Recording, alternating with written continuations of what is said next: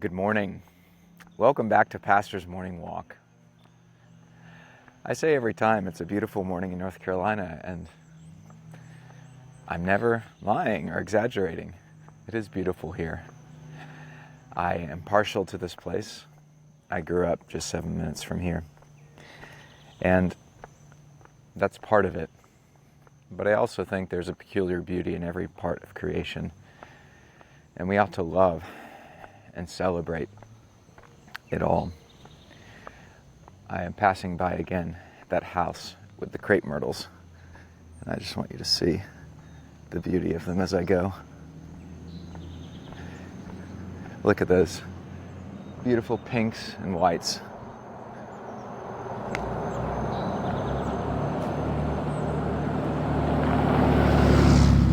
You see that one there?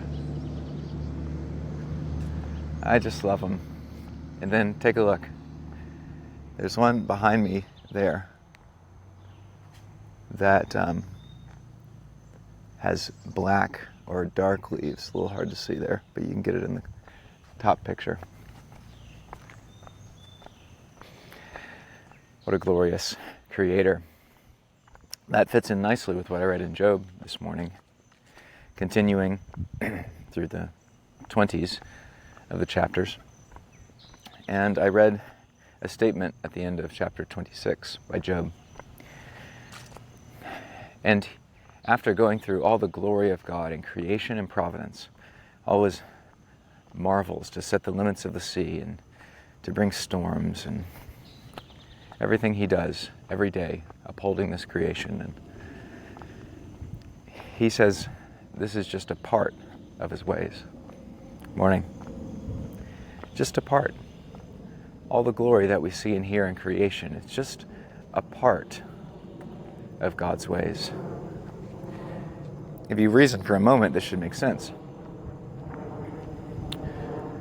The creation in all its glory is finite, but the Creator is infinite. So however glorious the things we see that are the work of his hands themselves are far more glorious. Infinitely so, especially when we remember that he made all of these things out of nothing and bridged by his infinite power that infinite gap between nothing and something. This is useful in your meditations upon creation and providence.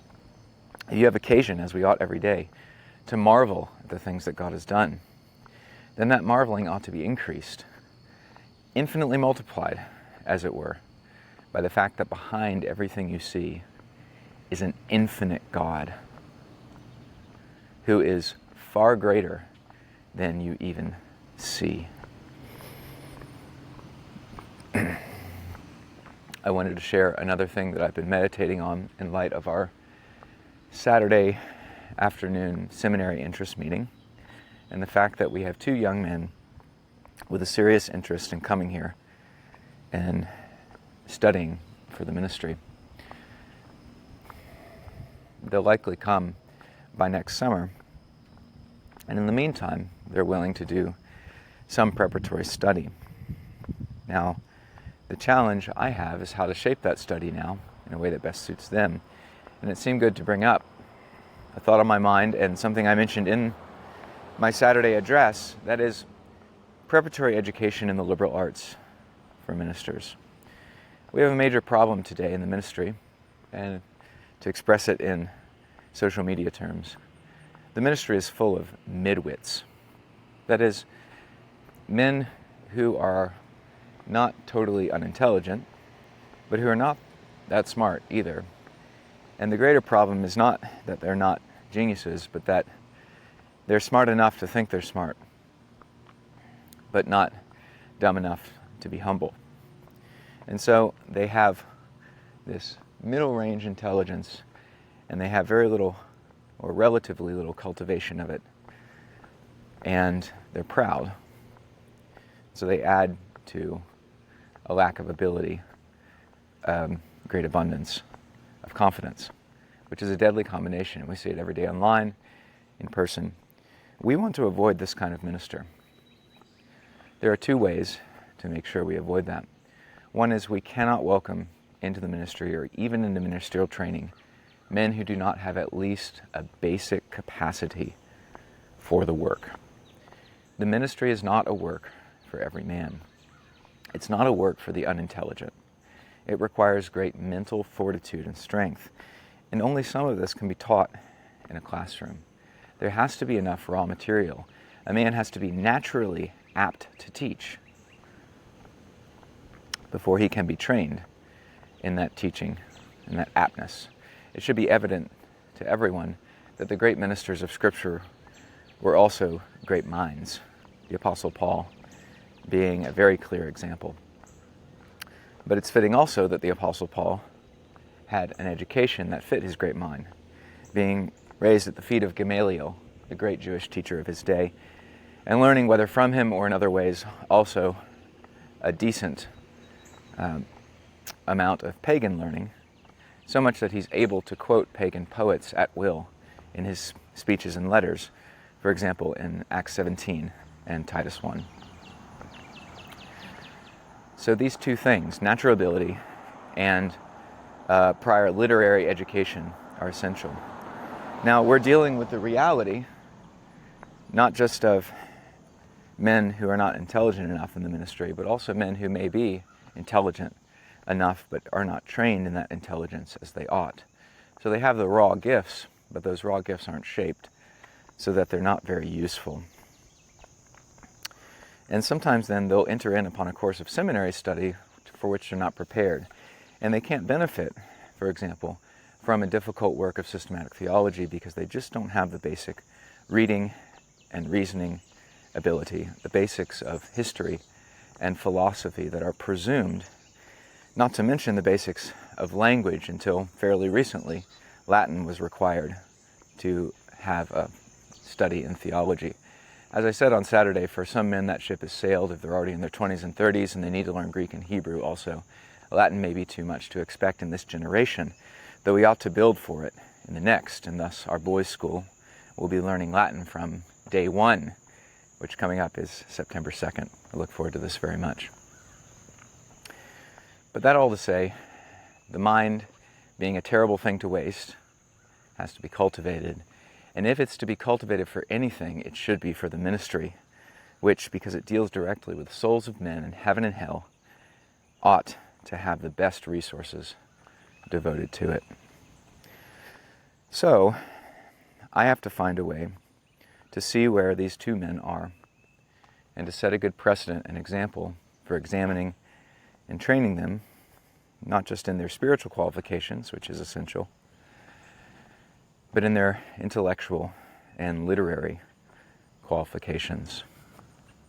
So I'm thinking about how there is some reading we can do to see where they are and to bring them to where they need to be before we can start theological study in earnest.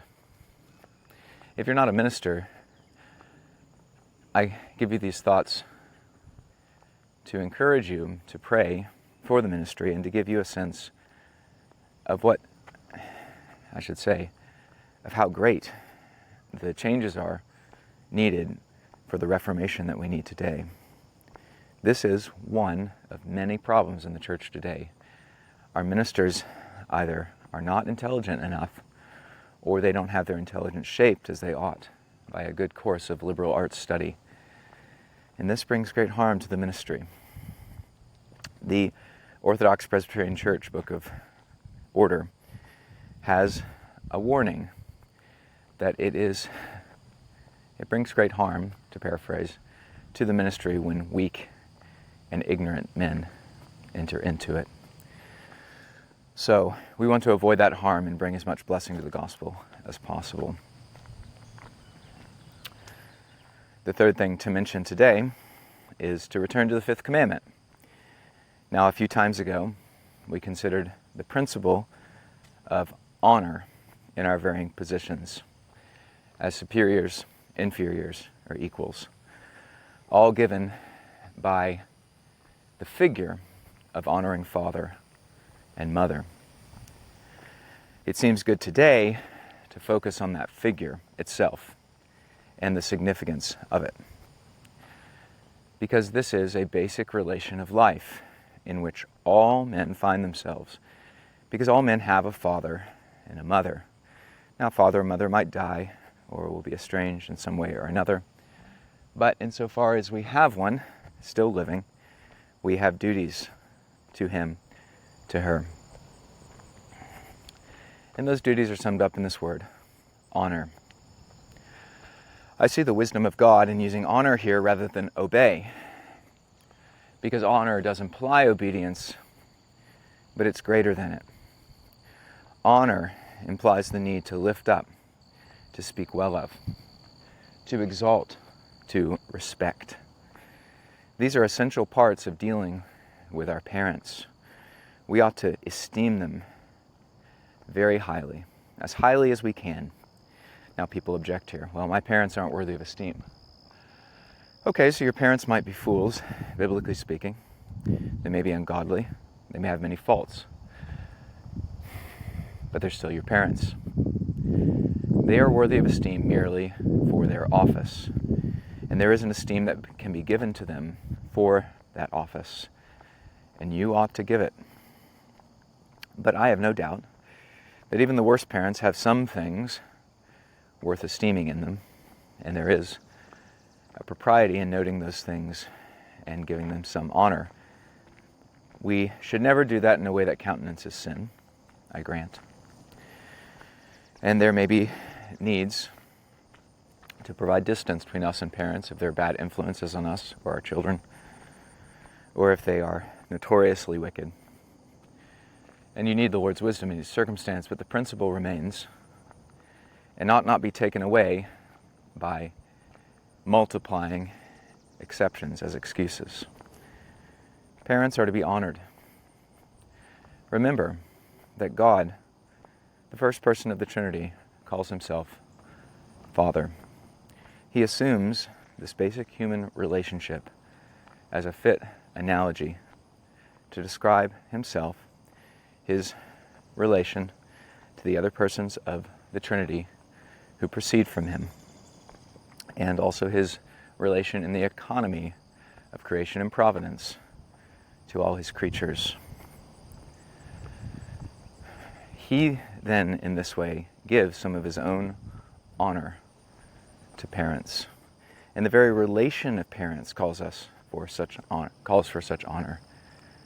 We ought to give honor to the ones who gave us life, who procreated us, who fed us, who cared for us, who, better than physical food, gave us discipline and instruction, who helped us learn to live, and especially if we have Christian parents, who helped us learn to live godly in Christ Jesus.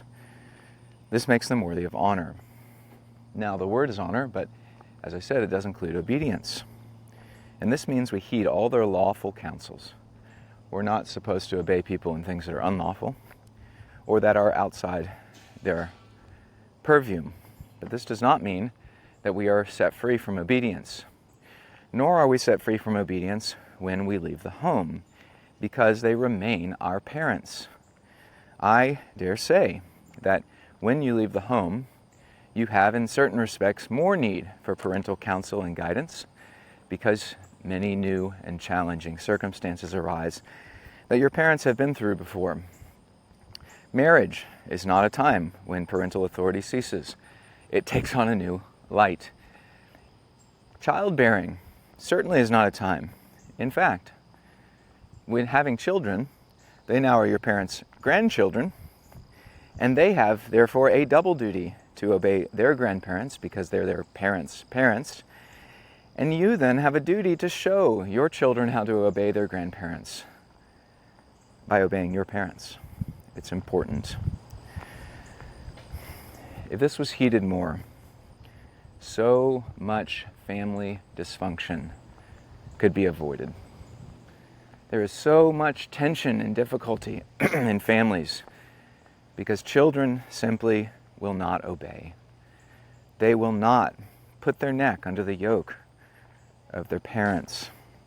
They want to be their own men, and thus they violently break the chain of generational honor and respect that God has commanded to remain inviolate. Especially for a Christian, this ought be far from your mind.